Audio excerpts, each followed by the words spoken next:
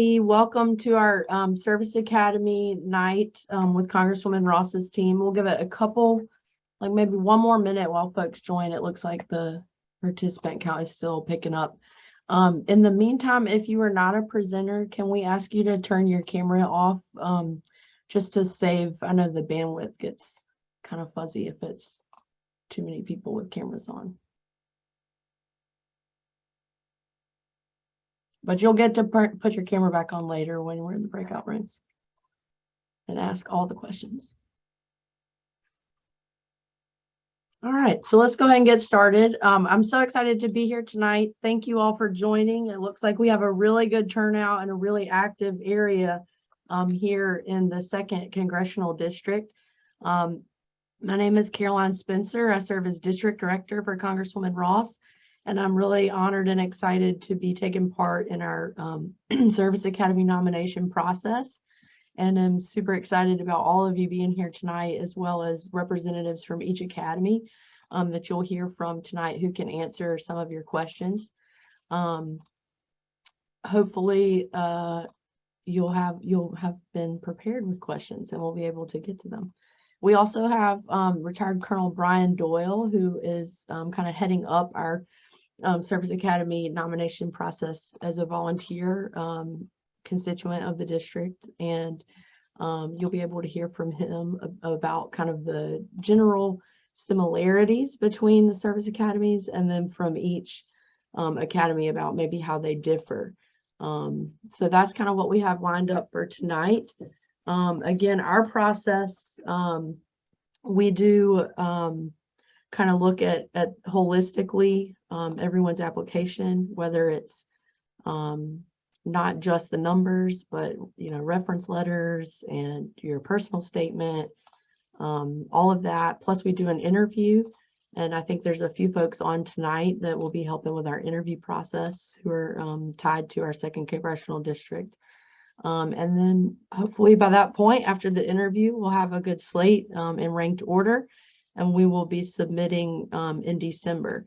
I think the biggest date for you to take away tonight and maybe write down if you're taking notes is November 1st will be the date that we cut off accepting applications into our office so that we can finish up the interview process and get going on ranking, because we have so many people here that are interested in the service academies, and so thrilled about that. So with that, I'm going to turn it over to my boss, the fabulous Congresswoman Deborah Ross, who represents the 2nd Congressional District. And I know service academies in the military are really special to her as well. Her father served in Vietnam, so she's right, gonna take it away.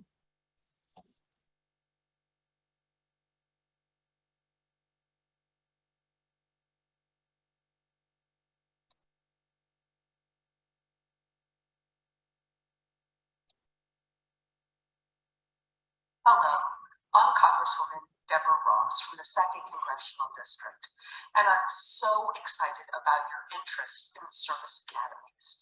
We have had so many talented young people from this district get accepted to all of the different service academies, and they are doing amazing things in service of this country.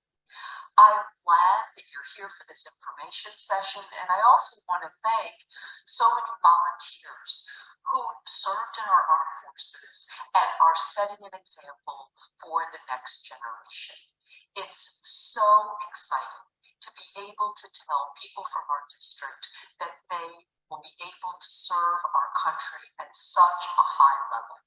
I'm looking forward to all that you all will be able to do. And I'm going to turn it over to Colonel Brian Doyle, who led our Service Academy selection process last year and has volunteered to do it again. He's not only served our country, but he's serving you in our district. Thank you so much, Colonel Doyle.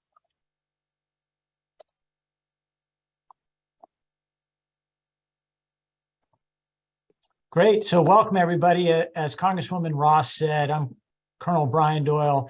I'm a 1991 graduate of the Air Force Academy, and for the last 20 years, I was also an admissions officer for the Air Force Academy. So I had an opportunity to work with over 200 students from North Carolina to help them navigate the process of both applying to the academy and through the congressional process. So had the opportunity to see behind the scenes of that process a little bit, and am excited about the opportunity to help everybody here and through this process as well. So what I'd like to do to start off is to talk about how the service academies are similar. Now, remember, very different from a civilian college or university, but there are some similarities across the service academies that we wanted to hit first. And so we're going to show you a video for about 5.5 minutes, and then I'll come back around and highlight some of those similarities. So Kat, if you could start the video, please.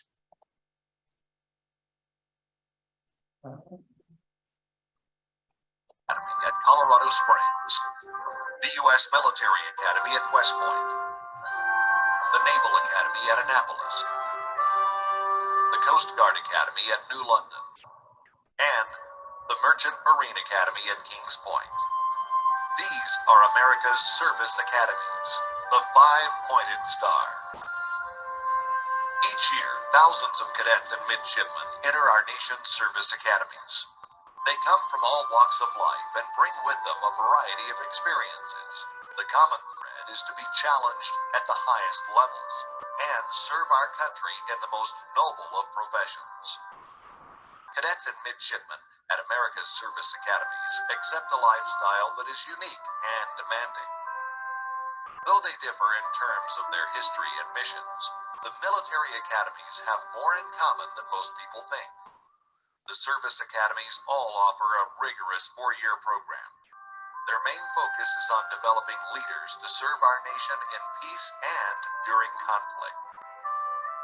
Every cadet and midshipman receives a fully funded education, including tuition, room and board, and health care. And upon graduating with a Bachelor of Science degree, they are commissioned as officers in the uniformed services. Each academy is rated as a top undergraduate college.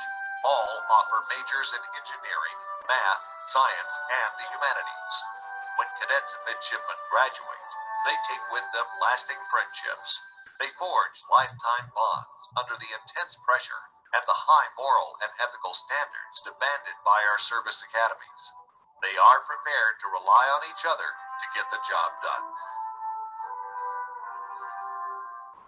Our academies are not only focused on providing a first-class education, but on training and leading. Cadets and midshipmen are a part of a very special team, America's team. These are the young men and women we turn to in order to maintain our national defense. It's a big job, but these academy grads are very well prepared.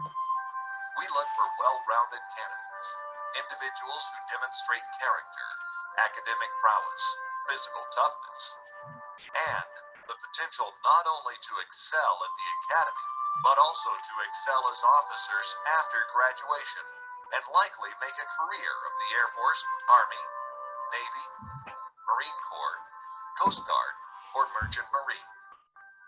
A healthy balance of these assets is considered by our admission boards. Cadets and midshipmen are taught by men and women who are top in their field. The ratio of students to teachers is among the lowest in the nation. The primary mission for instructors and professors is classroom teaching. Equipment is state-of-the-art. The unique challenges are unmatched.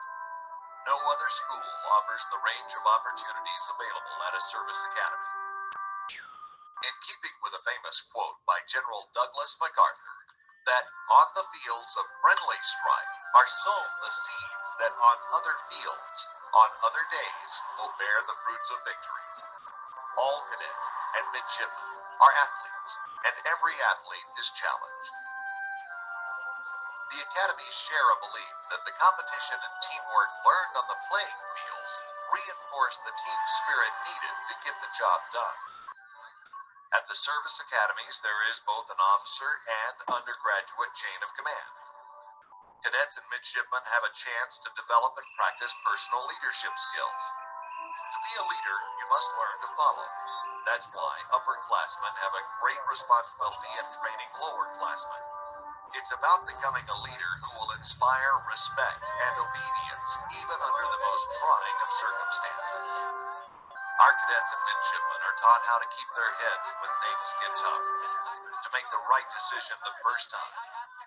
They see what is required and make sure it is carried out, learning through their mistakes. The principal rule of conduct is based on honor. Cadets and midshipmen do not lie, cheat, or steal. Just as they learn to use the most advanced technology in the world, these young men and women also develop an inner confidence that keeps them pointed on the path of honor and integrity. In the process, cadets and midshipmen join a long and distinguished line of Academy graduates. These graduates inspire on the strength of their vision and the courage of their team. Service Academy graduates excel in every sphere of influence, from general and admiral to government leaders and captains of industry. Some say that much of the history taught at the academies was made by graduates who went before.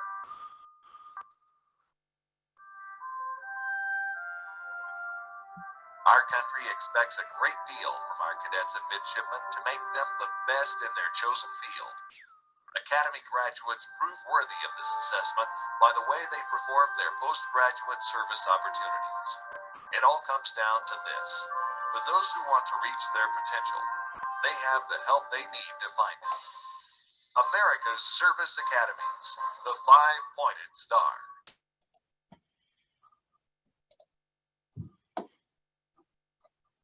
Great, thanks.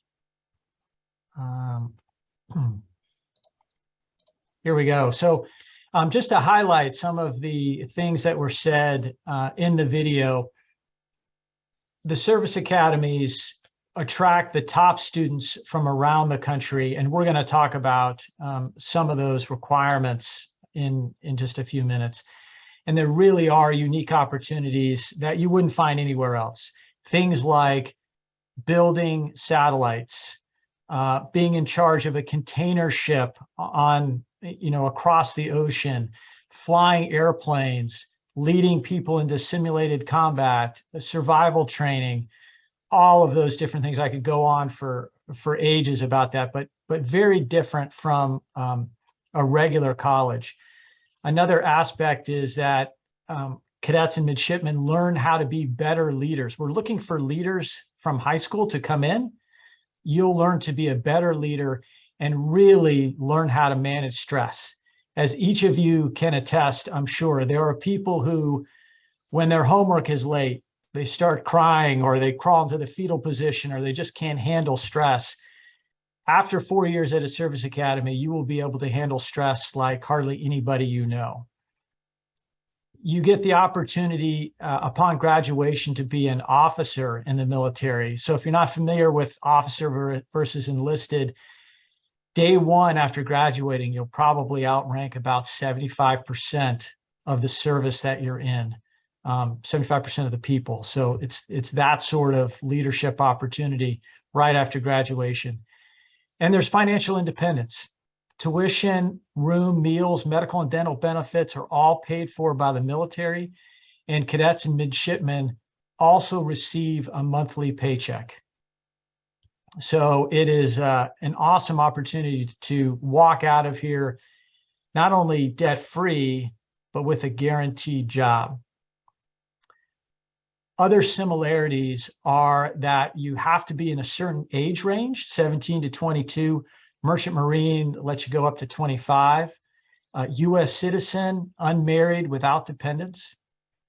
There are medical qualification requirements, and as you start this application process, you'll become familiar with the Department of Defense Medical Examination Review Board, or DODMERB is what that acronym spells out to be. Those are the people who are evaluating everybody's medical history. Definitely academic standards. We're going to talk about those in a little bit. We're looking for leaders, both in terms of sports and extracurricular activities. And when I say extracurricular activities, it could be school government, school clubs, something you're doing in the community, church, volunteer work, after school work. There's all kinds of opportunities to step up to be a leader, not just necessarily student government. There is a candidate fitness assessment. So everybody's going to need to be able to do push-ups and sit-ups and pull-ups or equivalent, a long jump and so on. There is a drug screen upon admission and ongoing during your cadet or midshipman career. So obviously you got to stay clean with that. And there's a nomination process, which is why we're all here. The Coast Guard Academy does not require nominations. The other 4 do.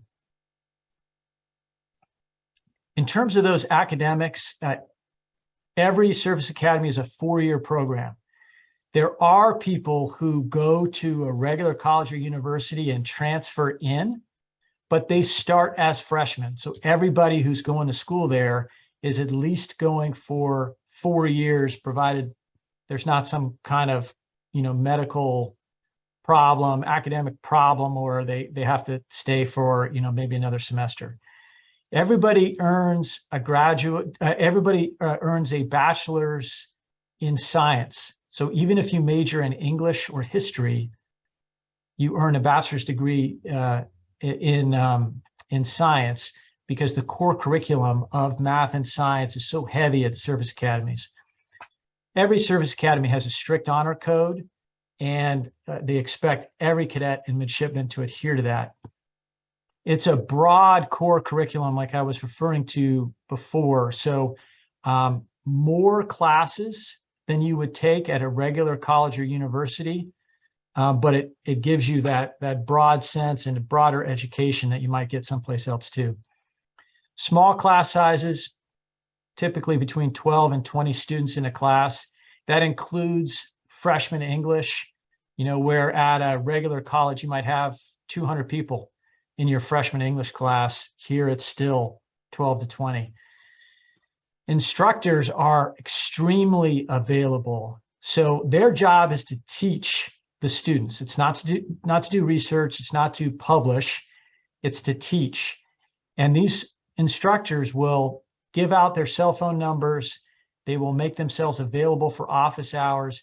And really, it comes down to, if you get into a service academy and you're trying as hard as you can at academics, you will pass, because trying hard means getting with these instructors during the free time and getting tutored. Those instructors are also mentors and sponsors, like a family away from home, wherever, whichever service academy you go to. So the officers are really supportive. The teachers are very supportive. A typical day is from about 6 o'clock in the morning until 11 p.m. And that includes classes, athletics. As the video said, every cadet and midshipman is an athlete. So if you're not an NCAA athlete, you might play a club sport. If you don't do that, you play intramurals. Everybody does. In the summertime, there are periods of time where you do something cool with the service that you're in, and then you get a little bit of vacation time too. So in the summer, it depends on what service academy you go to, but basic cadet training is that first summer. And then there are, as you can see, advancing one summer after the next. All the service academies have varsity, intramural, and club sports, as I said. And there are a ton of clubs. So the larger service academies have 90, 100, 110 different clubs, basically anything you'd want to do in your free time. They have got a club for it. Coast Guard and Merchant Marine have less, but there's still plenty to do. In terms of a typical appointee or a typical student who's accepted into a service academy, high SAT and ACT scores. The service academy is a super score, so you can take those tests more than once. It's usually to your advantage. An unweighted GPA is somewhere around 3.9 on a 4.0 scale. So the service academies do give extra credit for AP and honors classes, but a lot of times what they'll publish is that unweighted GPA. So that's what you're looking at if you see a 3.9. They're looking for activities. Almost everybody is a leader. Almost everybody does community service. So those are table stakes. They're looking for what you do with those opportunities. So not just signing up to be somebody who does community service, but are you a leader within community service? And a lot of the cadets and midshipmen have varsity letters in high school. There are a couple of other different routes to becoming an officer. And I just want to tee these up. This is all about service academies, except for this slide. You could do ROTC in college. And this is very different than junior ROTC in high school. So in college, it is going to a regular college or university, participating in the ROTC program. There are scholarships for ROTC cadets, and there's different levels. There are similar requirements to the service academies. Depending on the level of scholarship, might be a little bit easier to get an ROTC scholarship, but not a ton easier. And it's important to note that high school ROTC or junior ROTC is not a prerequisite. So you don't have to be participating in high school. You want to be doing the leadership and extracurriculars and doing great in school and all those things. Another avenue into the service academies are the prep schools. So Army, Air Force, and Navy have their own prep school. Coast Guard and Merchant Marine utilize other prep schools. The application process is exactly the same. So you apply to the service academy, and picture it as like basically 3 stacks of applications. There's one where they say, this person's great, we'd like to bring them in directly right out of high school or wherever they're applying from. There are folks where they say, gosh, this is not a good candidate for us, no thank you. And then there's a third stack that are otherwise strong candidates who probably need some academic seasoning. And so those are folks that would go into the prep school. So it's not like you apply to the prep school and the academy separately. It's exactly the same application process. So that is, hopefully gives you a sense of how the service academies are similar, but there are for sure some differences. And so I'd like to hand it off to Lieutenant Pablo Beltran from the United States Naval Academy to start our sequence of how the different service academies are unique. Thanks, Brian, and thanks, Congresswoman Ross and her staff for having me today. I sincerely appreciate it. I'm going to take a second to share my screen. Just be patient while I figure this out.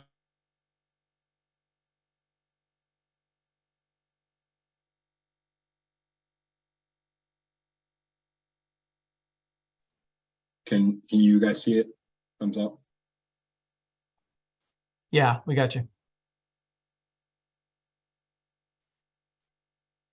Yep, so I am a Lieutenant Pablo Beltran. I am a 2015 grad of the Naval Academy. I currently work at the Academy's admissions office. While at the Academy, I was a member of the football team, and I was actually a punter. So it's kind of funny saying football team because I was a punter, but I did go 4-0 against Army during the streak. I hate to bring that up, but I had to. I will say that all the service academies are great institutions. Have some really good friends that have both attended the Air Force Academy and Army, and as well as Coast Guard. And starting off by saying that there's also other great routes like ROTC. And I was not the typical Naval Academy applicant. I was a recruited football player, so I have a little bit different path than most of you. I was not sitting in a room like this, but I do think that it's very important to understand the nuances of the Naval Academy and the other applications. And you guys are all doing a great job getting a head start now, because it is intricate and it is different than other regular admissions at other universities. So what separates the Naval Academy from the other academies? In my opinion, it's the location. We are centrally located in Annapolis, Maryland, the capital of Maryland, about 25 miles away from Baltimore and Washington, D.C.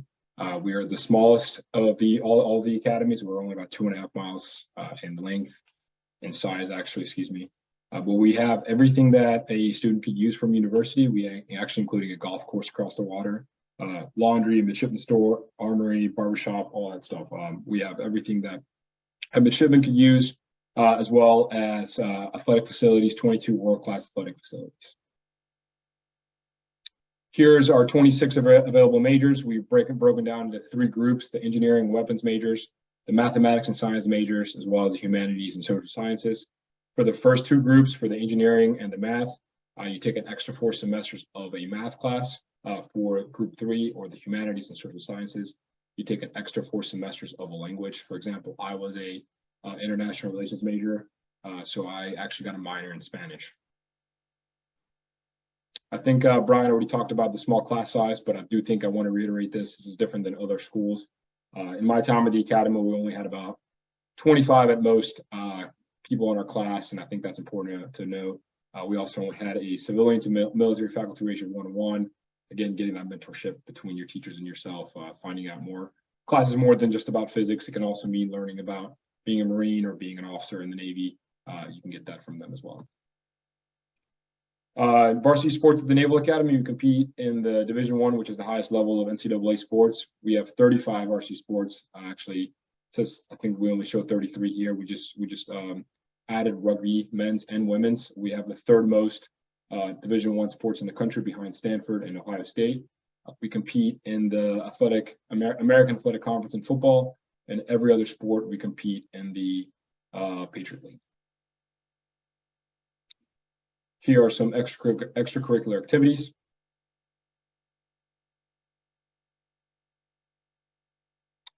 Talked about the pay and benefits for all midshipmen: full tuition, room and board, medical, dental, and as well making some money from your stipend. I think parents love that slide. Usually I get a smile from the parents. The difference between the Naval Academy and the other service academies, we have a commissioning source to also the Marine Corps, so the Navy and the Marine Corps. When you graduate from the Naval Academy, you'll incur a minimum 5-year service commitment into the Navy or the Marine Corps.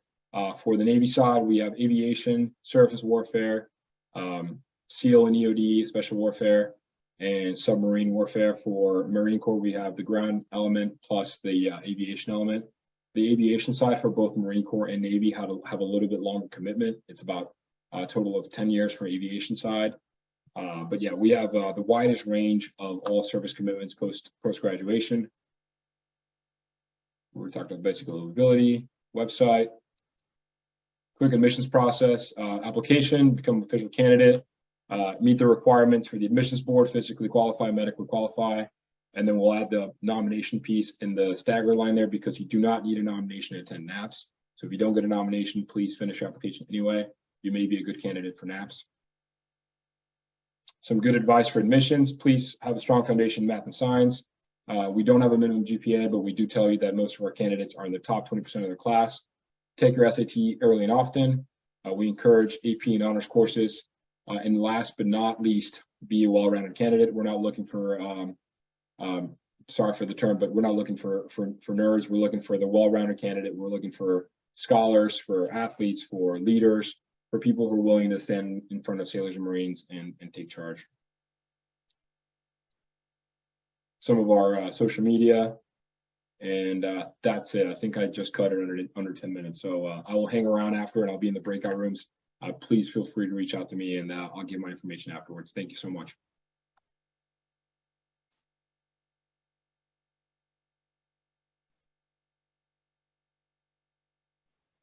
Stop presenting.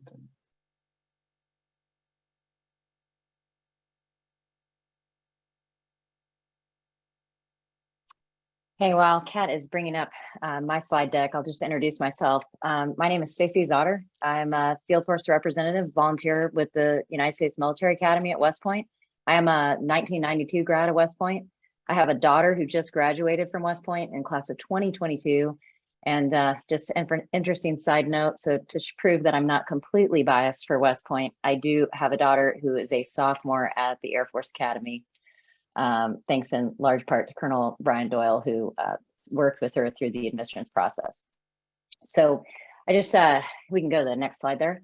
Just what I'm going to cover on this session, kind of what distinguishes West Point, kind of some interesting stuff about West Point, the experience itself, what we offer, a little bit of history, what cadet life is like, and then I'll cover the admissions process briefly, or application process, excuse me, go ahead. So West Point really is, It's the oldest service academy. Our entire mission is to educate and train leaders of character who committed to the values of duty, honor, and country, and prepare them for a lifetime of professional service to our nation as officers in the United States Army and then beyond. It's really about developing you as a person. It's not just an education. So the 47-month leadership development experience is very different, as others have pointed out, than the typical civilian college will offer. So we want to ultimately develop leaders who are going to live honorably, lead honorably, and demonstrate excellence in all they do. Next slide, please. West Point is really about challenging you. It's growing you in every facet of your life. There's kind of 4 pillars we focus on: the academics, challenging you academically, pushing you mentally, developing your character, and then driving you to your physical limits to help get you out of your comfort zone and equip you to operate in the stress that ultimately will be potentially on the battlefield, leading soldiers. So you'll get to develop all of those things while you're at West Point. Next slide, please. What we offer, just briefly cover this again, the monthly stipend. I'm not sure where Navy comes in at $1,150 a month. Just kidding. That may be what you net, but then once they take it, or what you gross, but then once they take everything out, it probably comes in closer to where we're at, which is what the take home is at each month. And I say that in jest because we're all about the same. Next slide. A little bit of history of West Point. We're the oldest. We were founded in 1802. Thomas Jefferson established the academy as the first engineering school in the United States. It's obviously in a very historic and important location along the Hudson River during the Revolutionary War. We serve as a model for the Naval Academy and the Air Force Academy when they were established in later years. But it's a beautiful location in about 55 minutes north of New York City along the Hudson River in the Hudson River Valley of New York. Really, what I would say distinguishes West Point the most is our history. Some of the distinguished graduates, heads of state, former presidents, obviously some of the distinguished people on this slide. I think we're up to 24 astronauts now, and just an incredible, talented group of leaders, not only in the military, but in the civilian sector as well. Here's the national rankings. You can kind of see all the academies do so well compared to civilian universities. It's really a top tier education. Most recently, we're proud to have had 4 Rhodes Scholar awarded last year at West Point. But you can see that if you're going to choose an academy, particularly West Point, you're going to get a phenomenal education in all the different facets. Let me talk a little bit about cadet life. Oh, sorry, I am off that slide. Can you go to the next slide, please, Kat? Okay, so I'm off. I apologize. What West Point offers is for you to be commissioned as an officer and leader of character in the United States Army. I wouldn't look at West Point if you are thinking that you want to cross commission into the Navy or Air Force. This is not like your clearest path to get to those. It is possible those are offered each year, but that is not the clearest path. It's really to go commission and become a second lieutenant in the United States Army. Next slide, please. Some of the different branches that are offered, obviously there's 18 in the Army, which you can serve upon graduation. And it lists these. The most recent addition to this is cyber. That's become a very popular branch just given the climate in the world. And that is what you can do. You can also, after you commission into these branches, there's other opportunities to kind of specialize even further for career opportunities that are mentioned here: special forces, PSYOPs, civil affairs, and the foreign area officer, for example. Next slide, please. And I already talked about this. I apologize. My slide deck is not syncing up with what Kat has, and that's my fault. Next slide, please. Again. Here we go, Kat Life. That's where I thought I was. All right. So this is my daughter, actually, who's a class of 2022 graduate. And these are just kind of representative of some of the activities that she participated in as a cadet. We call them plebe as a freshman, excuse me, yearling as a sophomore, cow as a junior, and then your first year is when you're a senior. Next slide, please. This is what a typical day at West Point looks like. You have lots of structured time. Let's put it that way. We cadets are in their rooms typically from 23:30, which is 11:30 at night, until 5:20 in the morning. When they have wake up, they can go to work out. They have the commandant's PT. I was a swimmer, a recruited swimmer when I was a cadet. They have morning workouts at the pool where cadets go to. Breakfast is mandatory for plebes, and then lunch is mandatory for all cadets during the week. All the cadets sit in company areas at company tables in the mess hall. So the meals are considered time for you to really kind of get to know your classmates and form some of those bonds. Morning classes are before and after lunch, and then you typically will have classes in the afternoon. You'll usually then have some sort of drill and ceremony in the afternoon, or Core Squad athletes or NC2A athletes will go and do their practice, or clubs or intramural sports usually occur in the afternoon. And then dinner is around 6 o'clock. Typically it's buffet style, but then Thursday night there are sit down dinners. And then personal time in the evening for study, additional workouts if you want to. And then TAPS is at 23:30, as I mentioned, where there's a room check at 11:30 at night, and all cadets are back in their rooms. So that's a typical day. It's very, very structured.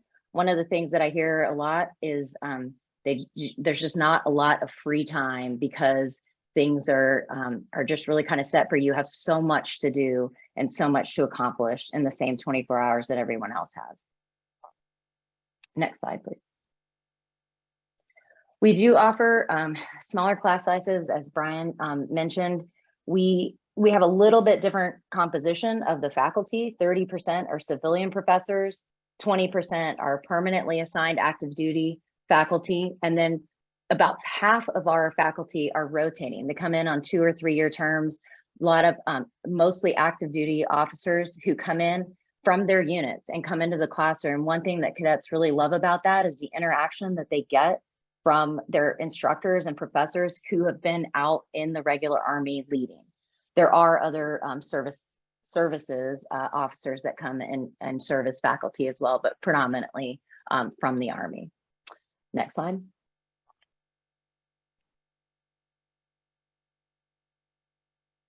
Here are the 36 academic majors that West Point offers. There are some subtle differences with some of the other academies.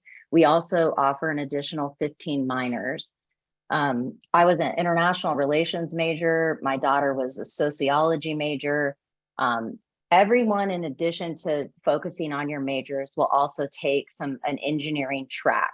So you will get some sort of, because we are an engineering school at its foundation, you will get some sort of engineering that you will choose: electrical, mechanical, civil, etc. Environmental is another. Next slide, please. This is kind of an overview of what courses that a cadet will take throughout their time. And I highlight this quickly to show that everything in black are kind of the core curriculum classes that everyone has to take. And then as you move out of your plebe, first year into your second year and then on, you'll get into more of the specialized classes. But it's a very broad curriculum, very heavy on math and engineering, as we talked about. Next slide, please. Here are the NC2A sports that we offer at West Point. We have both men's and women's. We've also recently, rugby is showing up on this slide. That's good. I was going to say very recently we added rugby as a women's varsity sport as well. We also offer, on the next slide, you'll see a lot of club sports that are available. Can you go to the next slide, please?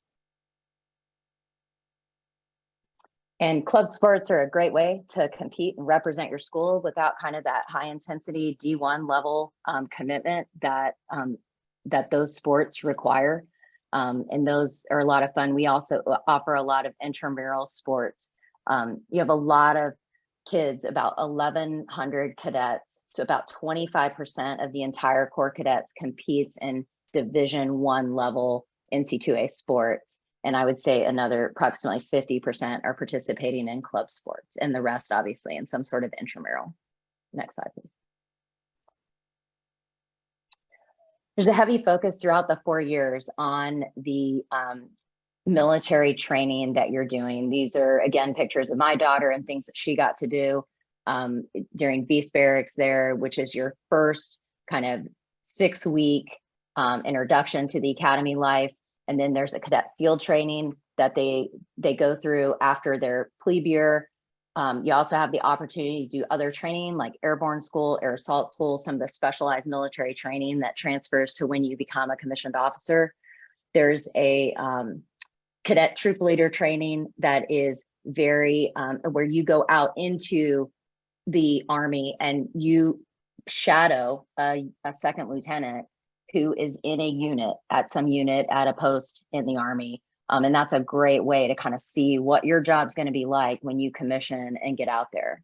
So there's just some of the examples of the types of things. Lots of leadership opportunities for the cadets to develop throughout their time, not only during the academic year, but also during the summer training. Next slide, please. There's some very interesting broadening opportunities as well. Semesters abroad are very common for cadets to get to do that. So a lot of internships during the summer where they go, and then the military qualification schools, a couple of those I mentioned as well. It's not, you don't have to be a foreign language major, for example, to go and spend a semester abroad. There's a lot of opportunity to do this kind of thing while you're a cadet. And typically that's during your junior or senior years is when you have the opportunity to do some of these things. Next slide, please.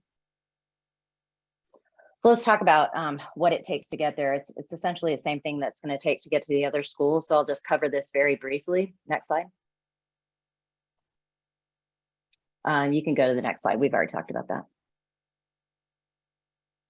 So the candidate questionnaire is the first step. You've got to, if you haven't already, if you're a younger potential candidate on this call, you want to do that early on to open your candidate questionnaire and start the process of applying. That opens your portal on the West Point application process, and that should be done your junior year. It would be available to you, usually the beginning of February. Next slide, please. So West Point will evaluate you as a whole candidate as well. Our breakdown is 60% on the academic, 30% on leadership, and 10% on fitness. We have a heavy emphasis on the standardized test scores, and we are looking at GPA as well. Leadership, I think Colonel Doyle did a great job explaining that. Don't get involved in a ton of activities. That's not as important as getting involved in activities that you're passionate about, and you're going to become a leader among your peers in those activities. That is what's going to demonstrate that leadership potential. And the other thing I'll just mention on this 10% fitness, even though it's a smaller proportion of the whole candidate score, don't wait to begin training for this. That would be the advice I'd give. You want to get in there practicing, particularly the basketball throw. There are so many candidates who don't prepare for that and don't realize how challenging that is, especially when you're taking that fitness exam and it's 6 concurrent events. It really has a cumulative effect on your body. And if you don't prepare doing those things in sequence in a short amount of time, that can really come back and get you. I've seen that happen a lot working with candidates over the years. Next slide, please. The DODMERB is the same exam, the medical exam. It applies for all the academies. But the deadline, I'll mention that, is on April 15th to have all of that resolved. Every year we have candidates that are qualified in all the other areas, and for whatever reason, something comes up on their Department of Defense Medical Exam Review Board exam that requires some sort of additional documentation or paperwork or x-rays or whatnot, and that takes a long time to get through. So I would encourage you to get that done as early in the process as possible. Next slide. And then the last step, again, already been covered about securing a nomination. West Point does require at least 1 nomination. I will tell you, More nominations are better. They're like lottery tickets. Next slide, please. And an application strategy, start early. That's the best thing I can give advice on this. Don't wait, take that test, the standardized test, figure out which one you're better at, take them both to begin with, and then really focus on the one that you feel that you have the best chance of success for, and take them early and often. Next slide. So before you apply, these are the questions that I would encourage you to ask yourself to be a good fit for West Point. Are you these things? Are you tough enough? Are you fit enough? Do you really want it? Are you interested in a career ultimately as an Army officer? Next slide. SLE, this is the summer leader experience for rising seniors in high school. You can start applying in January into March, middle of March of your junior year. But I will say this, if you don't get accepted to SLE, that the summer leader experience, it does not mean that you won't get into West Point. And conversely, if you get into SLE, it doesn't mean that you will get into West Point. So I would say this is a great opportunity that the academies make available to you to go and learn about what West Point is like. You sleep in the barracks, you interact with cadets, you go to mock classes, and it's just a really good immersion experience. So I highly recommend this. If you're not sure, this is a great way to get to know the academy. Next slide. Here's how to connect with us. I will be in the, I'll share the contact information for Major Owens, and I'll be in the group chat if you, or in the breakout room. If you want to ask some questions, I'll make sure I have direct contact information for Major Owens, who is the Southeast rep for West Point.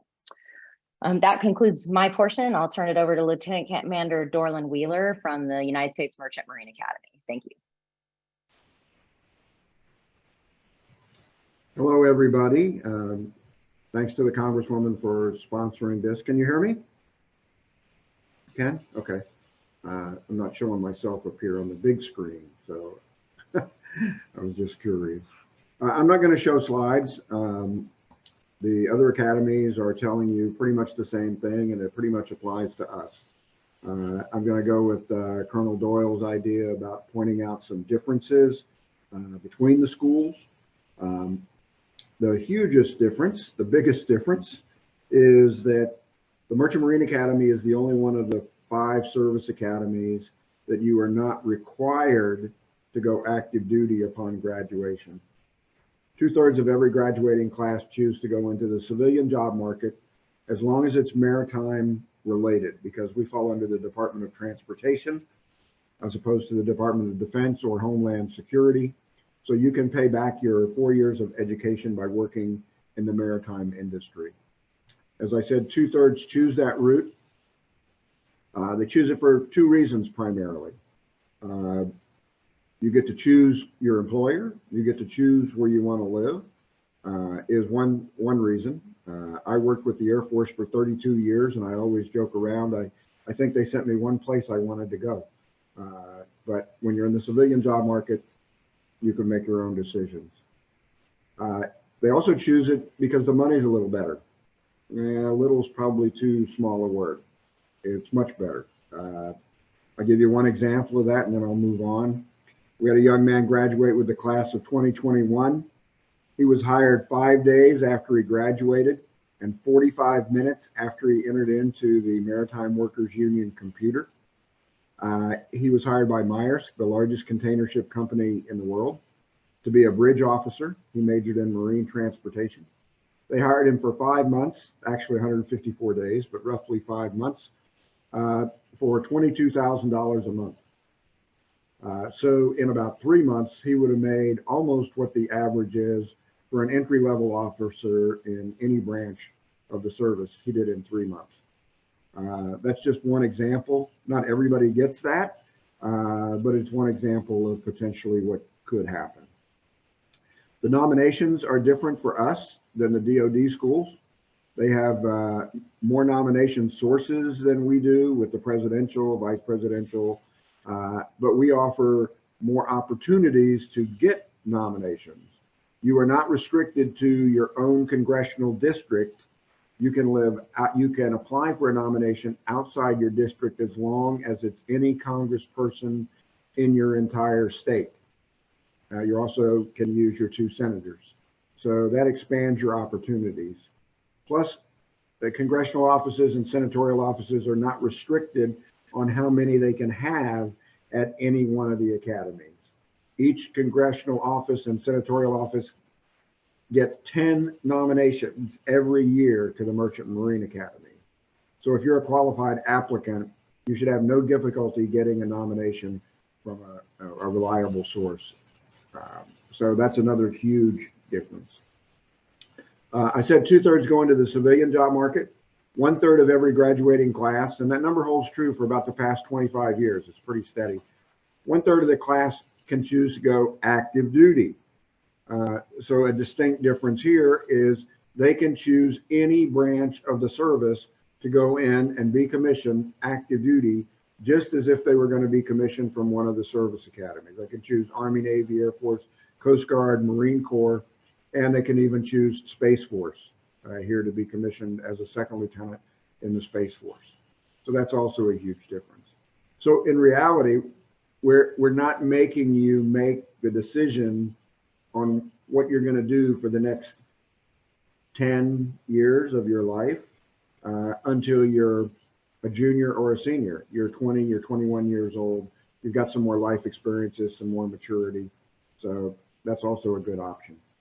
One of your 4 years, if you come here, is to spend one entire academic year at sea, sort of apprenticeships on a variety of different kinds of transportation options. Some active duty ships, some commercial ships, some ready reserve ships. So one entire academic year. The other places we're talking about a stipend that they give you a month. We only give that stipend the 10 months that you are at sea, but we don't take anything out of it except what Uncle Sam takes. So you get a larger chunk of your stipend for that 10 months than you might someplace else. Sports, we offer, like the previous slide said from Colonel Doyle, about 18 sports, both men's and women's sports. We are Division III, like the Coast Guard. But we are probably the only one of the five service academies that do not require you to play a sport. If you have the ability and you want to try out for a team, you're more than welcome to play out for a varsity Division III sport. If you don't want to play a sport, you don't want to play an intramural, you don't have to here. So I've highlighted a lot of the differences, sea year, nominations, the choice options. So I'll be in the breakout room too. If you'd like to chat, have more questions about it, please feel free to jump in there and ask away. Oh, one more thing about the dates. I'm not sure anybody's mentioned them. If they did, I might have blinked.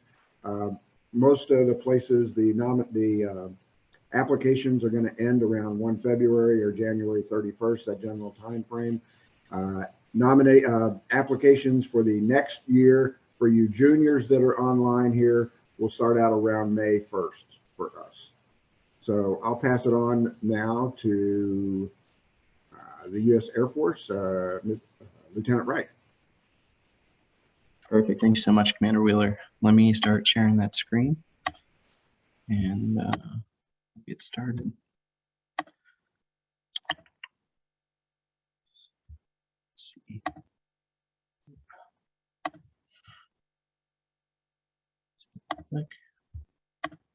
Cool. Can everyone see that? Are we good there? Take that as a yes. I can't really see anyone, but yeah, you're good.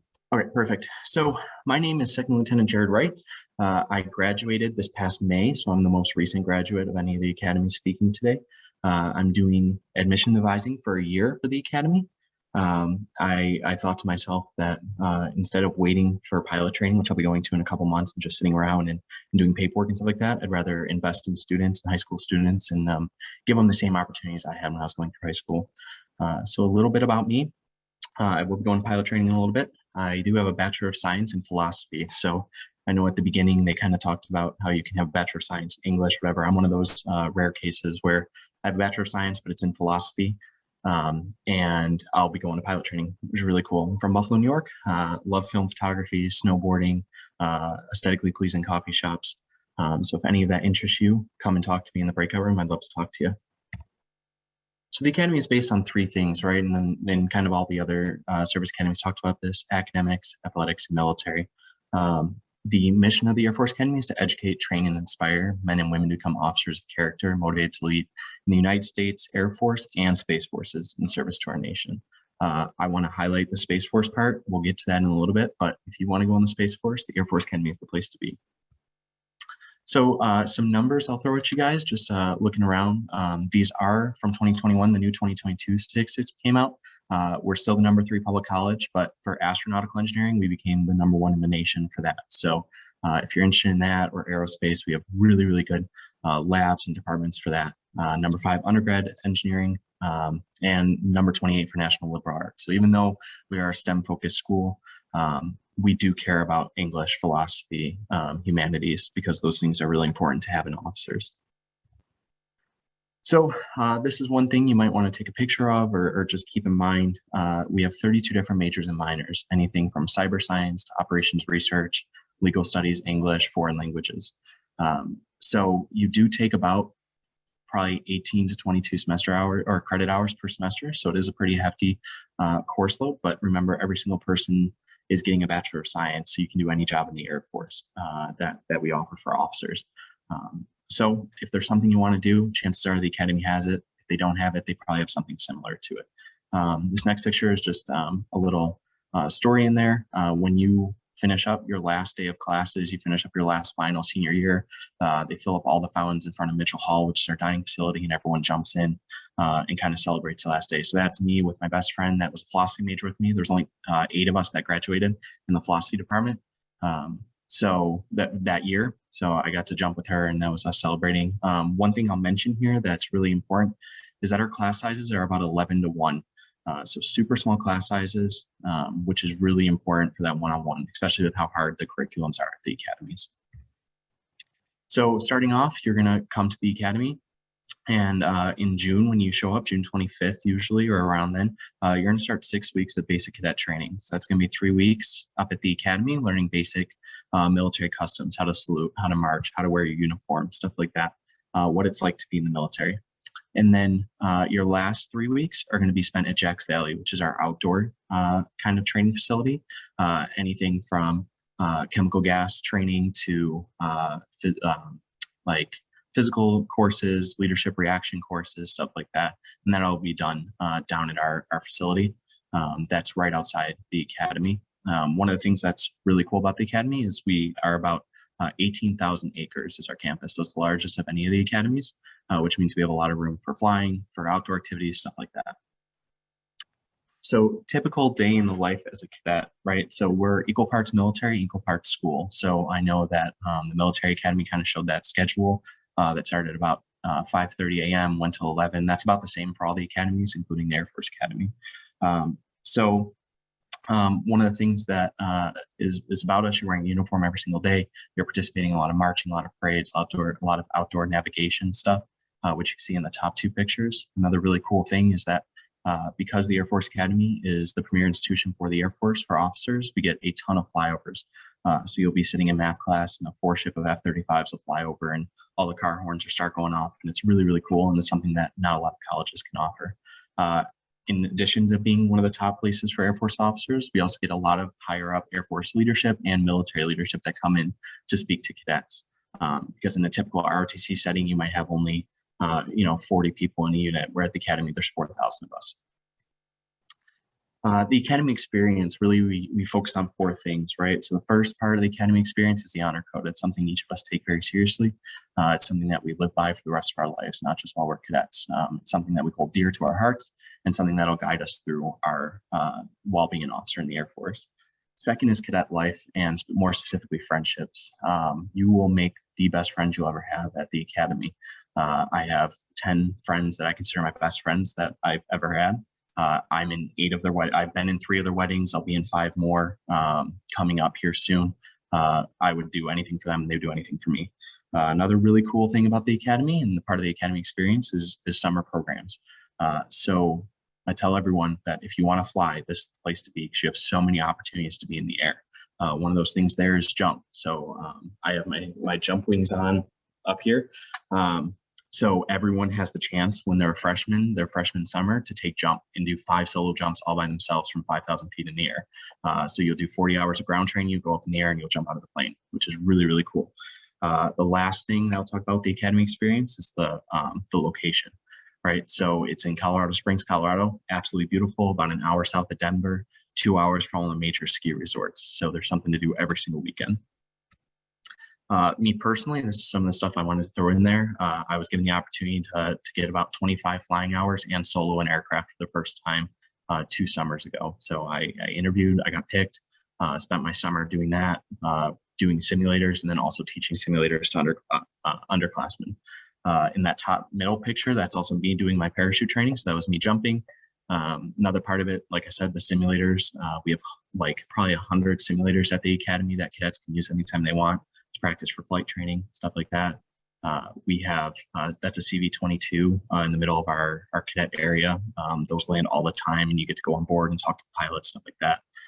The bottom right picture is another, I said I'd come back to the Space Force. This is a really important part of the Academy that doesn't really get highlighted enough, but the Academy has had 9 active satellites in space and currently have 2 that are run by cadets right now. So as we're speaking right now, there are 2 cadets or a couple cadets sitting behind a console, getting information from those satellites and sending it out to companies. So we have more satellites than most other countries, which is really cool. So if you're interested in space, this is the place to be. These are just some of the things that the Academy can offer, especially during your summers. One of those things I like to highlight is research. We have thousands of companies come to us and ask about doing research with cadets because we're really well funded, we're really well educated, and we're great for companies for doing internships. Language immersion, cultural immersion, foreign exchange, service academy exchange are all really cool things. I actually had the opportunity right before COVID hit to do an all expense paid trip to Italy for 6 weeks. They literally just bought me, the Air Force bought me a bus ticket and a tour ticket and just said, go experience the culture, which is really, really cool. And I didn't even have to apply for it. I just mentioned I was interested and I got picked up for it. We have over 60 different cadet clubs and sports, stuff like that. This isn't including our Division I sports. We have 27 Division I teams, but this is just outside of the Division I stuff. So anything from rugby to we have a drone team. We have Blue Bards, which is like a theater group. And if you see something on here that if you don't see something on here that you'd like to do, you can start it. The Air Force will help you pay for it.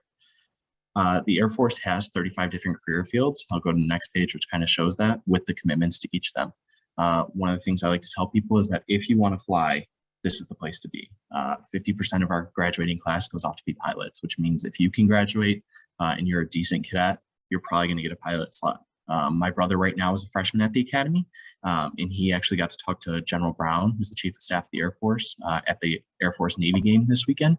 And General Brown said we're in a real tough spot right now for pilots, and he doesn't see that getting fixed anytime soon, which means those numbers are still going to be really high for how many pilot slots the Academy's allotted, which is really cool.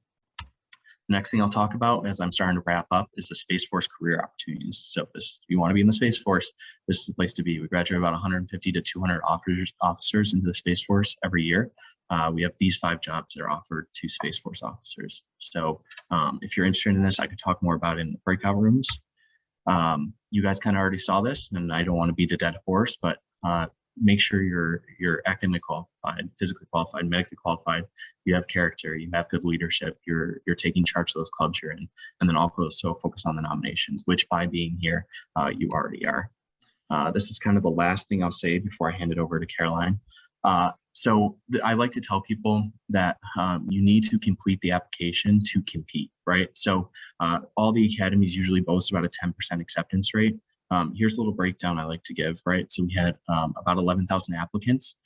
Look at the qualified candidates. Only 4,000 actually finished their application and were qualified. And we let in 1,000, which means you have about a 25% to 30% chance of getting in just by finishing your application. So don't be scared of that 10%, because when it really gets into the nitty-gritty of it, when you actually get into the numbers, your chances are a lot higher. And you don't know your exact percentage of getting in until you actually apply and go for it. So if you want to get started, if you're a sophomore if you're a sophomore or junior, you can start on the lookout for summer seminar. That'll be coming up pretty soon. So for all Academy questions, applications, stuff like that, you're going to go to academyadmissions.com and apply through there. Perfect. So that's my contact information. So if you need it, but I'll also be in the breakout rooms. So thank you guys so much.